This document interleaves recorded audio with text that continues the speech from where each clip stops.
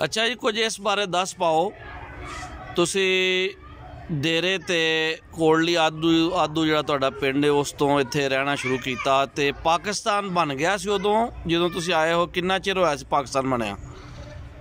पाकिस्तान बने नहीं थोड़ा चिर ही होया, ये दुनिया उधरी आन के बैठी हुई थी। अच्छा, कोई साल दो या 3-4 साल हो गए सन ना? साल कोई। अच्छा, साल दो ही होए सन। ते उदों तुहाडी उम्र किन्नी कु सी? मतलब दाढ़ी मुछ आ गई सी? हाँ, दाढ़ी आउन लग पई सी। अच्छा जी, ठीक है। ते ए दसो कि डेरे ते आके फिर वाही बीजी वाला काम कीता तुसां? वाही बीजी, ठीक है। ते डेरे ते भी कनक मुंजी लगदी ही या कि होर भी कोई सब्जी वगैरह कोई फसल? नहीं, कमाद भी लाईदा सी ते कपाह भी कदी लगी सी? कपाह भी लाईदी सी, एक बल्कि पूरी जी बीघा कपाह ला लैनी ते अपना कमाद भी लेना, और सियाल सारा साल गुड़ खाद्या रहना। अज चौल मिठे पका लो, अज इंज कर लो, उदू खड्ड कौन खांदा सी? अच्छा, गुड़ नाल ही सारा सिलसिला, शक्कर सारा सिलसिला चलदा। सही है। ते ये रौह तो जिहड़ी खीर बनदी सी, रौह वाली खीर, वो भी कदी उत्थे खाधी होनी है तुसां लाजमी? पकदी सी के? अच्छा, पकदी सी। हाँ, तो सवेर दे टाइम आंदे ने दही उत्ते पा के खाई गई ते बड़ी बड़ा मजा आउंदा सी ओहदा के। वाह, तो गल्लां ना रहियां, वो बातां ना रहियां। वेखो जमाना कित्थे टुर गया। हुण लोग बर्गर खांदे ने ब्रैलर पा के विच ते फिर ब्रैलर रंगना ही डिगदे फिरदे ने। ते ए दसो कि तुहाडा शेरो शायरी ते पंजाबी तुहानू काफ़ी याद है, पंजाबी दा जिहड़ा कलाम है, इधर तुहाडा जिहड़ा मतलब किस तरह तुहाडा इधर रुझान गया? सुनते रहिंदे सो या कि मतलब तुहाडा कुदरती रुझान सी? कुदरती सी, सुन लेना किसे कोलों, वो याद कर लेना। अच्छा, ये छोटिया होंदियां तो ही गल शुरू हो गई सी? क्योंकि मेरे बुजुर्ग किताबां पढ़ते होंदे हैं, पढ़ते होंदे सन। हाँ, तो पढ़न तो सुन के याद क्या करना। सही है। यानी तुम सुन के ज़्यादा याद कीता है? हाँ, और मैं पढ़ नहीं सकता। ठीक है। अच्छा, तो ए दसो कि अपना कोई सानू इस बारे दस पाओ कि कदी अपना ਜਿਹੜੇ मेले होंदे हन मुख्तलिफ इलाकिਆਂ ਦੇ ਵਿੱਚ ਉੱਥੇ भी ਜਾਂਦੇ ਹੁੰਦੇ ਕਰਦੇ सो? आहो, जाना वेखना, गाउन वाले आउंदे ने, गाउन सुनने है जी, जां मुंडियां ने कौडी शौडी खेडनी ते ओह वेखनी पई। सही है। ये बेलियां ते जिहड़ी कौडी सी, ये खास करके रस्म सी ओहदी, ये लाजमन होंदी सी। ते जवान जिहड़े सन ओह फिर अखाड़े च निकल के ते खेडदे हन। वाह जी वाह, क्या वेला सी। ते बाकी है दसो कि अपना ये डेरे दे उत्ते डंगर बच्चा किन्ना को होंदा सी उस जमाने च? अल्लाह दी मेहरबानी सी। अच्छा, हाँ, 2-3 मज्जां तो सुइयां ही रहियां। अच्छा, ते वैसे उंज हर एक ने रखियां हन जिन्ने भी उत्थे रह सन? जिन्ने जी सन, त्रावे घर सन कि सही है। तिन्ना घरां ने ते तुहाडे जिहड़ा घर सी दोवें, इहदा ते कट्ठे सी ना समान। ठीक है जी। आ बज तू चोला हो, तू चोला हो, तू चोला है। ठीक है। जे एक तेरे चोइयां ने ते ओहले दुध दुआ घरां च वंड के कर देना। ते अपना चौधरी फजल करीम भट्टी साहब जिहड़े सन मरहूम साडे दादा जी, उन्हां दे नाल भी उठना बैठना तुहाडा रहा है? बल्ले बड़ा गपशप रहिंदी सी तुहाडी? ठीक है। ते ये दसो कि कोई पंजाबी दा जिहड़ा कलाम जदों तुहां याद कीता ते फिर सनांदे भी करदे सो तुसीं उत्थे डेरे ते भी, होर भी जिथे जांदे आउंदे रहिंदे सो?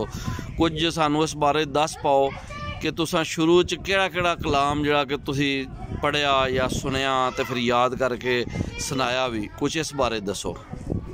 ਜਿਹੜਾ ਹੁਣ ਵੀ ਤੁਹਾਨੂੰ ਯਾਦ ਹੋਵੇ ਤਾਂ ਕੋਈ ਦੱਸ ਪਾਓ।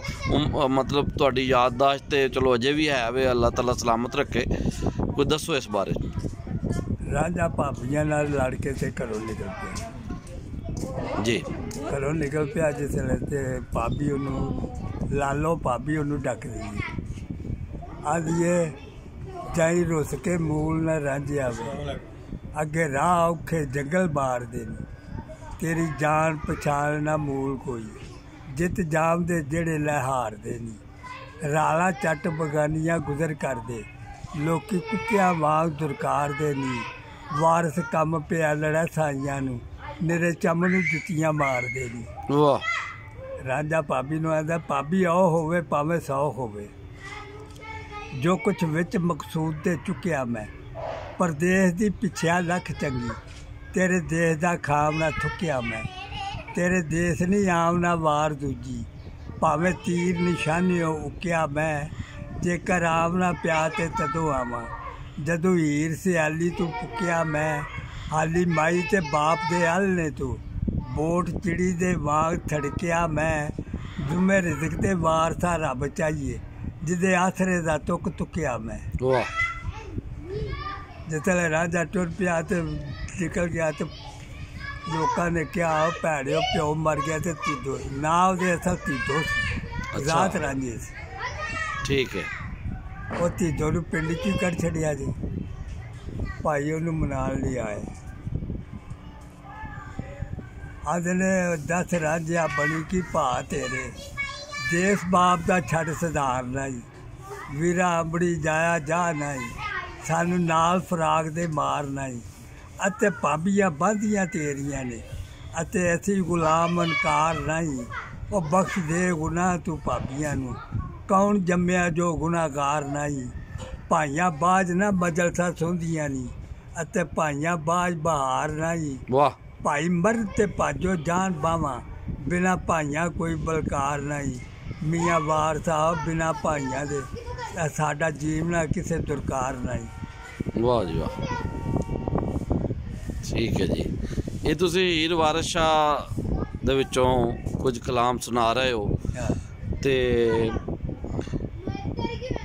ਇਹ ਦੱਸੋ ਕਿ ਮੌਲਵੀ ਗੁਲਾਮ ਰਸੂਲ ਸਾਹਿਬ ਜਿਹੜੇ ਸਨ, ਜਿਹੜਾ ਕਿੱਸਾ ਉਹਨਾਂ ਲਿਖਿਆ, ਉਹਨਾਂ ਦਾ ਜਿਹੜਾ ਕਲਾਮ ਹੈ, ਅਕਸਰ ਮੈਂ ਬਚਪਨ ਵਿੱਚ ਤੁਹਾਡੇ ਕੋਲੋਂ ਉਹ ਵੀ ਕਿੱਸਾ ਸੁਣਿਆ, ਔਰ ਕਈ ਸ਼ੇਰ ਤੁਸੀਂ ਉਹਨਾਂ ਸੁਣਾਉਂਦੇ ਕਰਦੇ ਸੋ, ਕੋਈ ਹੁਣ ਯਾਦ ਨੇ ਸ਼ੇਰ ਇਸ ਟਾਈਮ?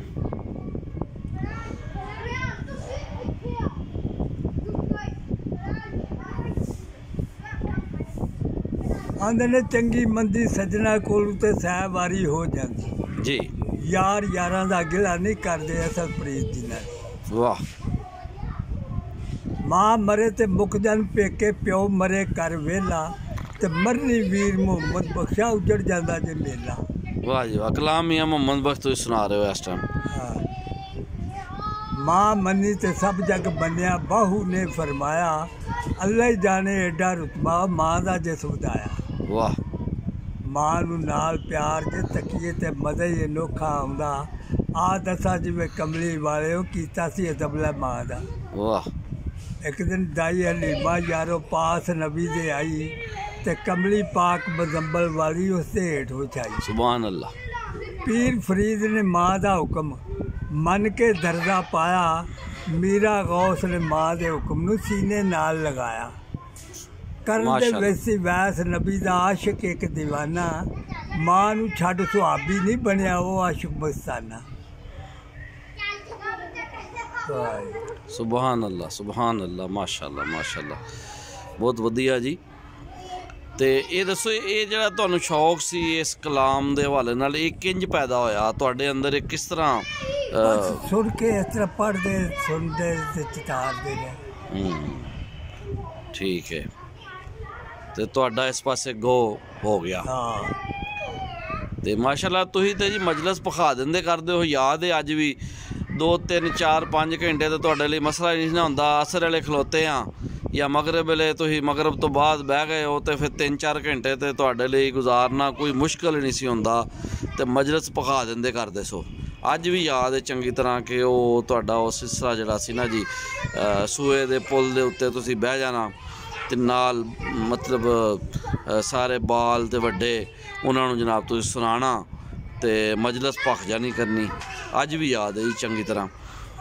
ਤੇ ਥੋੜੀ ਰੁੜ ਜਾ ਘੜੇ ਨੂੰ ਕਹਿਣ ਲੱਗੀ ਜੀ ਵੇ ਇਹ ਕੀ ਜ਼ਾਲਮਾ ਜ਼ੁਲਮ ਕਮਾਇਆ, ਮੈਨੂੰ ਬੜਾ ਸੀ ਸ਼ਾਨ ਗੁਮਾਨ ਤੇਰਾ, ਵੇ ਸਾਰਾ ਲਾ ਕੇ ਹੱਥ ਫੜਾਇਆ ਕੀਤਾ ਕੀ ਇਹ ਬੁਰਾ ਨਾਲ ਤੇਰੇ, ਤੈਨੂੰ ਹੱਸ ਕੇ ਗਲੇ ਨਾਲ ਲਾਇਆ ਜੀ, ਚੱਲੀ ਜਾਨ ਦੈਮ ਆਸ਼ਕਾਂ ਦੀ, ਤੈਨੂੰ ਜ਼ਾਲਮਾ ਤਰਸ ਨਾ ਆਇਆ ਜੀ। ਕੜਾਂਦਾ ਐਡੇ ਸੋਹਣੀਏ ਪਈ ਨਾ ਮਾਰ ਤਾਨੇ, ਬਣੀ ਕਮਲੀ ਧੀ ਘੁਮਿਆਰਨੀ ਹੈ, ਕਿੱਡਾ ਇਸ਼ਕ ਨੇ ਚੁੱਕਿਆ ਆਣ ਕੇ ਤੇ ਕਾਲੀ ਰਾਤ ਦੇ ਵਿੱਚ ਸਧਾਰਨੀ ਹੈ, ਕੱਚਾ ਰੱਖ ਗਈ ਵੇਖ ਨਨਾਣ ਤੇਰੀ, ਲੰਘ ਜਿਨ੍ਹਾਂ ਦਾ ਨਿੱਤ ਉਤਾਰਨੀ ਹੈ, ਖੜਸਾ ਪਾਰ ਤੇ ਨਿਮਕ ਹਰਾਮ ਹੋਵਾਂ, ਤੂੰ ਤੇ ਮਾਲਕਾਂ ਦੀ ਗੁਨਾਹਗਾਰਨੀ ਹੈ, ਦੈਮ ਆਪ ਗਲਾ ਨਾਲੇ ਤੈਨੂੰ ਗਾਲਾਂ ਨੀ ਨਾਲੇ ਗਲੇਗਾ ਜਿਹਦੀ ਤੂੰ ਯਾਰਨੀ ਹੈ। ਇਹ ਤੁਸੀਂ ਇਸ ਟਾਈਮ ਉਹ ਕਲਾਮ ਸੁਣਾ ਰਹੇ ਹੋ ਜਿਹੜਾ ਪੰਜਾਬੀ ਦੇ ਬੜੇ ਵੱਡੇ ਸ਼ਾਇਰ, ਮਹਾਨ ਸ਼ਾਇਰ ਜਨਾਬ ਦਾਇਮ ਇਕਬਾਲ ਦਾਇਮ ਹੋਰਾਂ ਨੇ ਲਿਖਿਆ ਹੈ। ਔਰ ਇਹ ਤਹਿਰੀਕੇ ਪਾਕਿਸਤਾਨ ਦੇ ਵੀ ਬੜੇ ਵੱਡੇ ਮੁਜਾਹਿਦ ਸਨ ਔਰ ਪਾਕਿਸਤਾਨ ਬਣਾਉਣ ਦੇ ਵਿੱਚ ਵੀ ਇਹਨਾਂ ਦਾ ਬੜਾ ਕਿਰਦਾਰ ਹੈ ਔਰ ਵੱਡੇ ਲੀਡਰਾਂ 'ਚੋਂ ਸਨ ਔਰ ਮਹਾਨ ਪੰਜਾਬੀ ਦੇ ਸ਼ਾਇਰ ਸਨ ਦਾਇਮ ਇਕਬਾਲ ਦਾਇਮ, ਮਾਸ਼ਾ ਅੱਲਾ ਜੀ।